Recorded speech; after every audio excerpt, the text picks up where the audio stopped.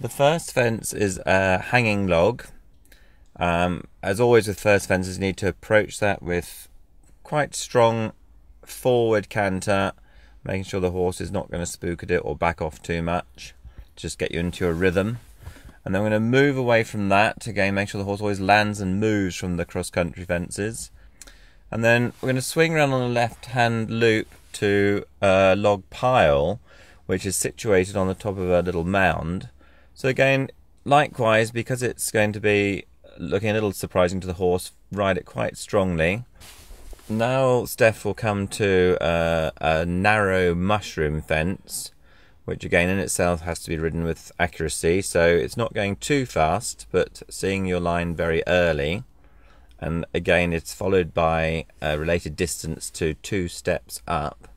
So as she jumps the mushroom, she needs to just to sit the horse up a little bit for 3 forward strides to the steps, and then she can just move away from those and keep coming to the next fence, which is some bigger tyres going into a ditch and log combination. So again here she must slow down a little bit, sit the horse up so it has time to see what's going to jump.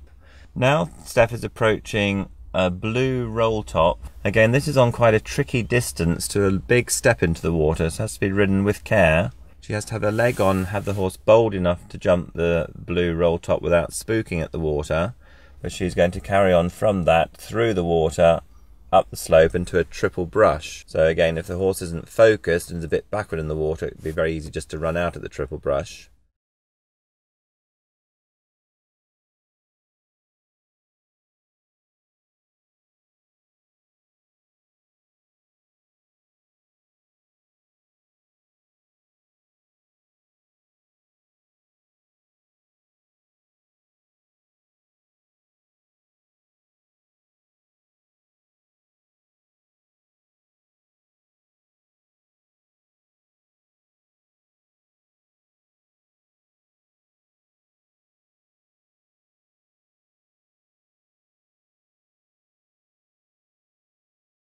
Okay, now as Steph approaches this large corner, she must think to be on a very straight line to the middle of the corner, not too much to the narrow side so he runs out, or too much to the wide side so that he has a huge effort to make, but just absolutely holding him straight on that middle line and then riding it boldly from that.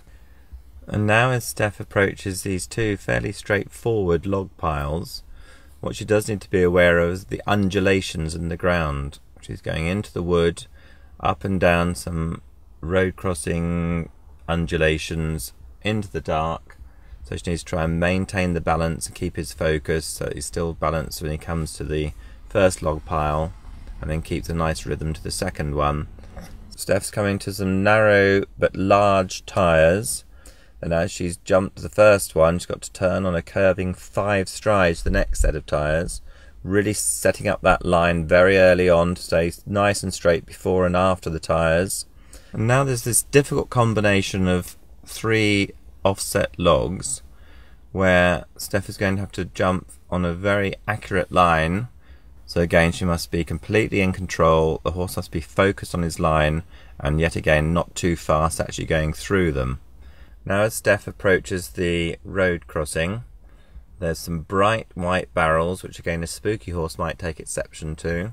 And again they're followed to the road crossing, which is a drop down, 2 strides in the road crossing, and then jump up. And again here, the horse must be going forward. If it chips in an extra stride, it could easily catch a leg coming out and trip up. So he must be bold, but it's still in control, going from the leg to the hand. Steph's going to jump a straightforward but big log pile.